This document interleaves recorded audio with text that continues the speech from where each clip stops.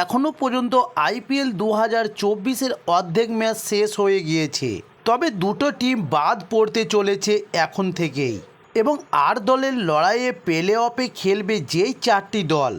এবং এবার একই সঙ্গে কেকেআরের ফ্যানদের কাছে বিদায় ঘণ্টা বেজে গেল এবং এবার একই সঙ্গে রাগ ঢাক তুলে নিলেন কেকেআরের ম্যানেজমেন্ট এবং গৌতম গম্ভীর। তবে সেগুলো জানার জন্য সম্পূর্ণ ভিডিওটা দেখার অনুরোধ রইল। চলুন শুরু করি। ইন্ডিয়ান প্রিমিয়ার লিগ প্রায় প্রতিদিনই পয়েন্ট টেবিল পরিবর্তন দেখা যাচ্ছে। একদিন আগে সানরাইজার্স হায়দ্রাবাদ তাদের পঞ্চম জয়ের পর দ্বিতীয় স্থানে ছিল, তবে পরের দিন কলকাতার নাইট রাইডার্স রয়্যাল চ্যালেঞ্জার্স ব্যাঙ্গালুরুকে হারিয়ে কলকাতার নাইট রাইডার্স দ্বিতীয় স্থান ধরে রাখলেন। তবে এই হারের পর বিরাট কোহলির দলের প্লে অফের আশা প্রায় শেষ। তবে একই সঙ্গে আরও অনেক দল আছে, তাদের বিদায় এবার প্রায় নিশ্চিত বলা যেতে পারে। তবে 21শে এপ্রিল রবিবার কলকাতার নাইট রাইডার্সের বিরুদ্ধে হারার পর রয়্যাল চ্যালেঞ্জার্স ব্যাঙ্গালুরুর প্লে অফের দৌড়ে থাকা আশা প্রায় শেষ। তবে এরই মধ্যে 2024 আইপিএল টুর্নামেন্টের অর্ধেক যাত্রা শেষ। তবে এবার রাজস্থান রয়্যালস শীর্ষে আছে এবং দ্বিতীয় স্থানে রয়েছে কলকাতার নাইট রাইডার্স। তবে এবারের আইপিএলে একের পর এক রেকর্ড ভাঙা সানরাইজার্স হায়দ্রাবাদ রয়েছে তৃতীয় স্থানে এবং চতুর্থ স্থানে রয়েছে মহেন্দ্র সিং ধোনির চেন্নাই সুপার কিংস এবং লখনৌ সুপার জায়ান্টস রয়েছে 5 নম্বরে। তবে এবার 2024 আইপিএল ইন্ডিয়ান প্রিমিয়ার লিগে রয়্যাল চ্যালেঞ্জার্স ব্যাঙ্গালুরু এবং পাঞ্জাব কিংসের প্লে অফে পৌঁছানোর সম্ভাবনা কম, কারণ এই মুহূর্তে পয়েন্ট টেবিলে তলানিতে থাকা আরসিবি জিতেছে মাত্র একটি ম্যাচ আর হেরেছে 7টি ম্যাচ। তবে পাঞ্জাব জিতেছে 2টি ম্যাচ আর হেরেছে 6টি ম্যাচ। তবে অন্যদিকে বাকি সব ম্যাচ জিতলেও আরসিবি শেষ পর্যন্ত সর্বোচ্চ 14 পয়েন্টে পৌঁছাতে পারবে। পাঞ্জাব তাদের বাকি সব ম্যাচ জিতলে পৌঁছাতে পারবে 16 পয়েন্টে। তবে এবার 2024 আইপিএলে প্লে অফের দৌড়ের কথা বললে শীর্ষে 4 দলের মধ্যে রাজস্থান রয়্যালস, কলকাতার Knight Riders, Chennai Super Kings এবং লখনৌ সবচেয়ে শক্তিশালী অবস্থানে রয়েছে। সঞ্জু স্যামসনের দল 12 পয়েন্ট নিয়ে শীর্ষে রয়েছে এবার 2024 আইপিএলে এখনও পর্যন্ত।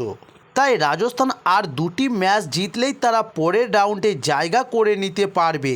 তবে এবার 2024 আইপিএলে কলকাতার ঝুলিতে রয়েছে এখনও পর্যন্ত 10 পয়েন্ট। তবে পরবর্তী 3টি ম্যাচ জিতে প্লে অফে পৌঁছাতে পারবে তারা।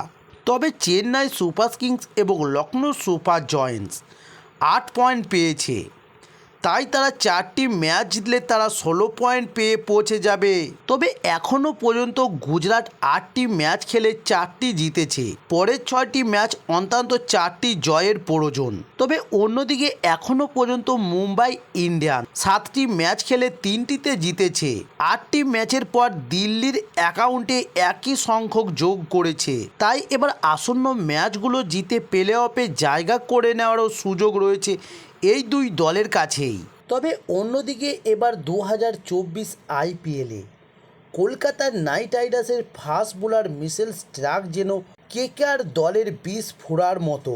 তাই এবার মিচেল স্টার্ককে বাদ দিয়ে নতুন করে প্লেইং 11 সাজাতে ব্যস্ত হয়ে পড়েছে কলকাতার নাইট রাইডার্সের ফ্যানরা। তবে প্রথম 2টি ম্যাচের পর থেকেই মিচেল স্টার্কের হাওয়ায় আওয়াজ উঠতে শুরু করে ইডেন গার্ডেন্সে কলকাতার নাইট রাইডার্সের দলের শেষ ম্যাচ আরসিবির বিরুদ্ধে। জয়ের পর ফ্যানরা আর মিচেল স্টার্ককে দেখতে চাইছে না। তবে গৌতম গম্ভীর আগেই বলেছিলেন 4 ম্যাচে পারফরমেন্স দেখে মিচেল স্টার্ককে বিচার করবেন না। এবার কিন্তু আর মেন্টারও নয়, মুখ খুললেন ম্যানেজমেন্টও। তাই এবার কেকেআর সিইও ভেঙ্কি মাইসেল কোনো রকম রাগ ঢাক না করে ম্যানেজমেন্ট মনোভাব পরিষ্কার তুলে ধর। তাই তিনি বলেছেন ভেঙ্কি একজন সুপারস্টার, ইনভেস্টমেন্টের দিকে থেকে তাকে বিচার করবেন না। এবার আইপিএল মৌসুমে তার খারাপ পারফরম্যান্স। এবারের আইপিএলে সবচেয়ে দামি কেনা প্লেয়ার মিচেল স্টার্ক। কলকাতার নাইট রাইডার্সের ব্যবস্থাপনার পরিচালক এবং সিইও ভেঙ্কি মাইসেল তাকে খুল্লা সমর্থন করছেন। তিনি বলেছেন স্টার্ক তাকে বিনিয়োগের অঙ্গের থেকে মনে করবেন না।